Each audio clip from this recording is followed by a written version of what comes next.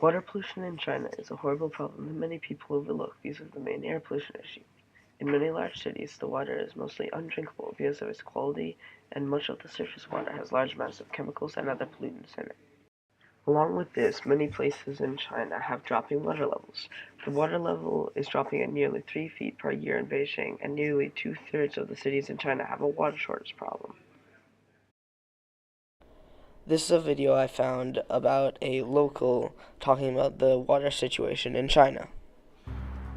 Official data shows more than half of our rivers and lakes got quite badly polluted. Two-thirds of our cities are in shortage of water. China is the factory of the world and exporting all these cheap products. But in the meantime, all this waste dumped in our backyards. We are paying a huge cost. Some of the places with the worst water pollution are also some of the most populated. More than 85% of surface water in Beijing was said to be undrinkable after the last 5-year pollution cleanup plan. And in the northern port city Tianjin, with a population of 15 million people, only 5% of the water was safe to drink from, the other 95% being too polluted for even some industrial use. Although Shanghai actually met its 5-year goal for water pollution, the water there is still very polluted and most of it is unsafe to even take a sip from. The Greenpeace East Asia organization states that urban China's water crisis is even worse. Most places lack a wastewater treatment system, and low sewage disposal have made much of the water nearly completely unusable. There are, however, some success stories, such as Jiangsu Province, whose water ratings have improved greatly as of late, its grade going down by 1 in a short period of time.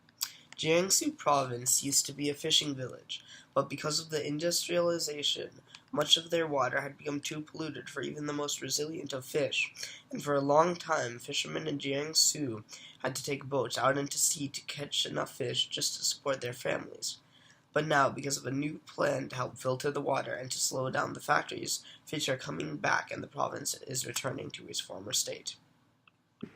The Chinese government uses a water pollution grading system in which 1 is the best and 5 or more is the worst. 1 through 3 are safe for drinking, and 4 is used for agriculture, and 5 is used for industry. And anything more is completely useless. In 8 provinces, the water in major rivers grading was 2 plus and has stayed there even after achieving goals for water pollution.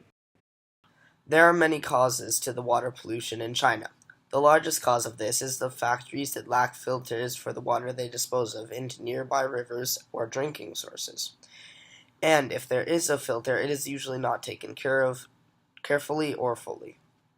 The government also does not jump to get rid of companies that are disposing of contaminated water, as was the case at the Yulang chemical industry in Shanghai. Shanghai is one of the largest cities in China and is the emblem of improved life in China. In Shanghai, the air pollution and smog has lifted some, but the water pollution is still a horrible problem that goes on almost without restriction.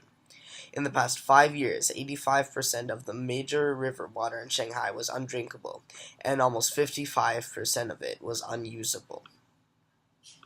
The Yulang chemical industry in Yunnan has become a major problem for water pollution, dumping about 5,000 tons of chemical waste into a nearby river that is also used for farming and drinking water.